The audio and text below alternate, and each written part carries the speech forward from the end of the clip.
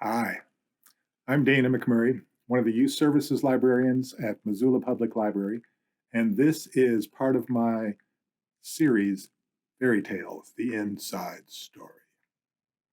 So, are you ready for the inside story on Little Red Riding Hood? You think you know it. First of all, she wasn't little. I've seen pictures. She was like 5 feet tall, maybe a teenager. Next, people think she was all innocent. But who sneaks around in the woods in bright colors like orange or red? Hunters, that's who. Innocent, no way. Next, riding. Was she on a horse? No. Wagon? No. Harley Davidson? No. She was walking or sneaking around the woods. And finally, the hood. Now, some people are afraid of hoods, but you shouldn't be. Hoods are fine. They keep your ears warm, they don't blow off in the wind. The only problem is you can't see out of them very well sometimes. So now we've got a 5 foot teenager, somewhat unreliable since she can't seem to describe herself honestly, and she's out hunting in the woods, but not able to see very well. Sounds like trouble to me. So Red had a grandma who was supposedly sick all the time and wanted somebody to come to her cottage and fix dinner for her. But she wasn't really sick. She was just lazy, and she didn't want to fix her own meals. So it turned out she got sick a lot. This family has an issue with honesty. Again, Red moaned when her mom handed over a humongous basket full of grandma goodies. You know she's faking it, Mom. She just likes your lasagna and chocolate cream pie.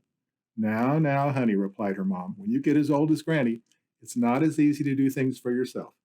Are you kidding me? Whined Red. I've seen her chopping wood like a lumberjack.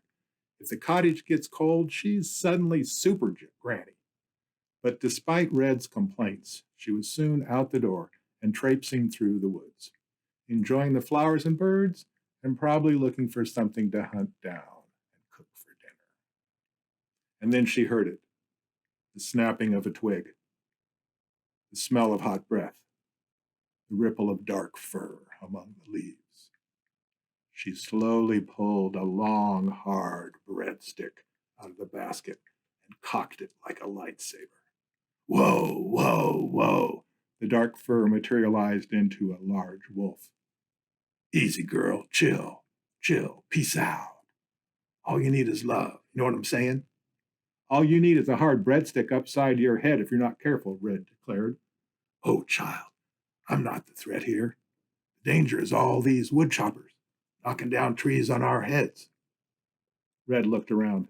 I don't hear any wood choppers. They're on lunch break. But what are you doing out here all by yourself, carrying that great big basket of, do I smell tomato sauce and garlic? Red took a step backwards, putting the basket behind her. Oh, right, sure, she scoffed. A carnivore who likes lasagna. Uh-huh. The wolf shrugged, looking pained.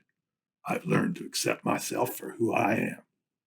You know, I happen to be a carnivore too, Red smiled and took a step forward. And this time it was the wolf who took a step back. He put a paw beside his ear. Uh-oh, I can hear those dang woodchoppers headed this way. Ciao, bye-bye, catch you on the flip side.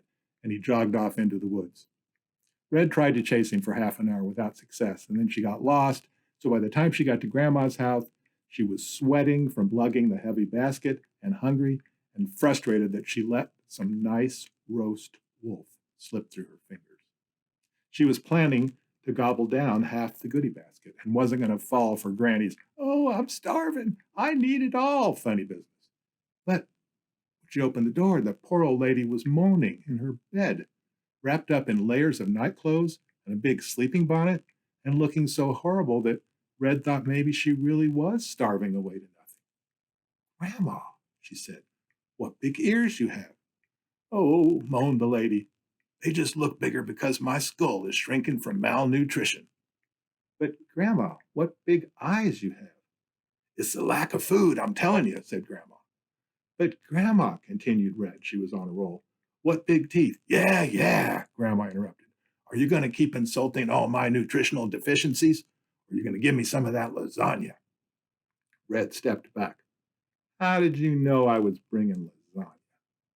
Just then, in walked another grandma, this one with a big axe in one hand and a big wood chopper in the other. Hey, grandchild, hope that basket is crammed full, because I brought a date for lunch. Now, Red didn't know whether to be more alarmed by Grandma dating a woodchopper half her age, or the fact that she now had two grandmas in the same room. She looked back at Grandma number one in the bed and squinted. Who was that really? And why was the bed in the living room? Grandma number two followed her gaze and she scowled. Who's that hairy old lady wearing my PJs? Old, protested Grandma number one. The woodchopper looked embarrassed. Um, Maybe I should go. Looks like you have some family drama to clear up. Suddenly, Grandma number one, actually the wolf, you knew that, right, made a lunge for the basket of goodies. An axe! An axe! Yelled Red. Give me an axe! Both Grandma and the woodchopper tried to hand her their axes at the same time, and they all scrambled for the goodie baskets. There was a tremendous scuffle. Shouts and oofs and ahs and bangs and crashes and lots of dust in the air. Grandma was not a good housekeeper. Finally, when the dust settled, the woodchopper was holding the goodie basket. Grandma was holding her sleeping bonnet. Goldilocks was holding a handful of wolf tail hair, and the wolf was holding both axes and smiling. Well, look at that. He waved the axes around like sparklers. What are you going to do? Asked the woodchopper, nervously backing away. I know what he's going to do, grumbled Red, drawing a finger across her throat. We're goners. Oh, get real, chuckled the wolf. That's just gross. You're thinking of my brother, the pig chaser. He looked around. But I could do a number on this furniture. Grandma tensed. Easy, boy, easy. Just what do you want then? Said the wolf. Give me the goodie basket and one basket a month for a year. Well, that's highway robbery, moaned the woodchopper. No, we're 10 miles from the nearest highway, said the wolf. And Red and Grandma just rolled their eyes. The wolf twirled the axes again. He kind of liked it. He thought maybe he should try out for a majorette in a marching band. This is humiliating, snapped Red, getting him back to reality. You give me the goodies, said the wolf, and I don't chop Grandma's furniture into toothpicks. No deal, Red growled. Are you nuts? He's got axes, the woodchopper said, and he knows how to twirl them. Child, Grandma grunted and bonked her on the head. I just bought this furniture. You know how much new sofas cost? Okay, Red scowled at them, and then she squinted at the wolf. But give us something else, too. The wolf blinked.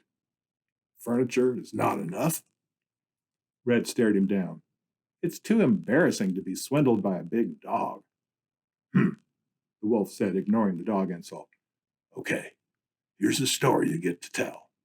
I snuck in, swallowed Granny, dressed in her spare PJs, and waited to eat Red, too. Ugh, can't imagine. He paused for dramatic effect. And then the woodchopper burst in, cuts me open, and out jumped Granny and Red perfectly fine. He cocked his head and twirled the axes.